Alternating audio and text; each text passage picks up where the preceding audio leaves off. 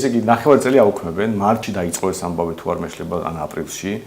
მახსოვს ნაცები ამდენ რომ აინახავო, მაისშიო აღარ ვიქნებით, გვაუქმებენო ან ეს ხო ერთ-ერთი არგუმენტი რატომ არ უნდა მიიღო არჩევნებში მონაწილეობა, ჩვენ დაახლოებით თებერვალში ვთქვით, რომ გადაწყვეტეთ უკვე დრო ამერია.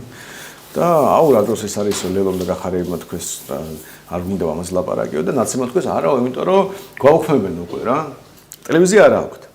პარლამენტის წევრები არ ყავთ, საკრებულოს წევრები არ ყავთ. რამე ორგანო რო აი თქვას, რომ აი პოლიციის საბჭოში შეიძლება სადღაც ქვია რაღაცას, მაგრამ რო იცოდე რომ პოლიციის საბჭო გაწყვეტებას იღებს, აი მაგალითად მიშას ვარ დაითანხმოს, ასეთი შანსი არსებობს? არ არსებობს. აქედან გავინდარე, ნაცები არ არსებობენ. ანუ ნაცები როგორც პარტია არ არსებობს. არსებობს მარტო ჩანაწერი რეესტრში. და ამოწერეს რეესტრიდან. თქვენს რომ აღარ იქნება ჩანაწერიო პარტიის, რომელიც არ არსებობს.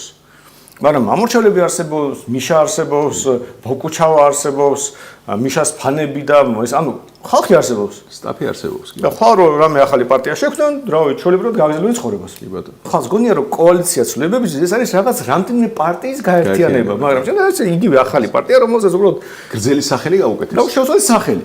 ამიტომ ამ შემთხვევაში გააუქმეს ახალი. და თუ მაგალითად აი ვიღაცა რაღაც დაკარგა თანამდებობა პარტიული, ეს გვარამია და მელია რა. ერთ-ერთი რაც შეეხო ეს არის ლელო.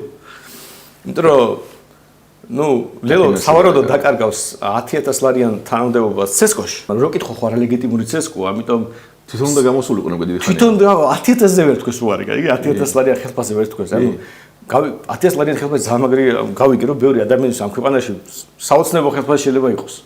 მაგრამ ლელოისთვის მილიარდერის პარტია კარპინა მე გაგებიდი. ხო და ამ არალეგიტიმურ ცესკოში რომელიც გააყალბა არჩევნები რაღაც ხოცებით რაღაცა დასავლეთ რაღაც ანტიდასავლური პრუსები და ასე შემდეგ იმაში დანიშნა წევრი. ნუ შეტყვით ეს 10,000 არ დაკარგო.